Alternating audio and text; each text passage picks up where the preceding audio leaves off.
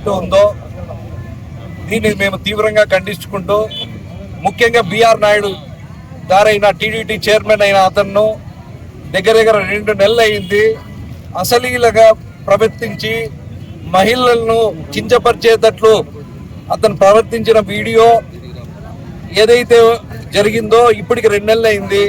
ఇంతవరకు అతని మీద ఎటువంటి యాక్షన్ తీసుకోకుండా, తొలగించకుండా కంటిన్యూ చేస్తున్నారు. చంద్రబాబు నాయుడు గారికి అతని మీద ప్రేమ ఉంటే అతనికి ముఖ్యమంత్రి పదవి ఇవ్వమనండి, రాజ్యసభ ఇచ్చి సెంట్రల్ మినిస్టర్ చేయమనండి, బాధ లేదు. తిరుమల తిరుపతి దేవస్థానం ఏదైతే ఉందో పార్టీలకు అతీతం అండేది.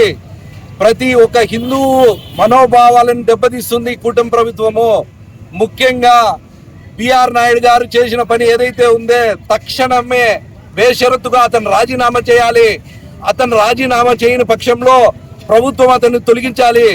ఇంత నీచమైన స్వభావం కలిగిన బిఆర్ నాయుడు ఎటువంటి పరిస్థితుల్లోనూ టీడీటీ చైర్మన్ గా ఉండడానికి అనర్హుడు.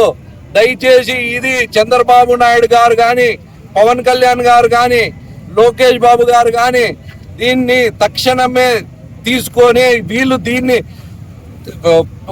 కొనసాగించాలని వాళ్ళు నిర్ణయించుకుంటే దీనికి తగిన మూల్యం వాళ్ళు చెల్లించుకుంటారు.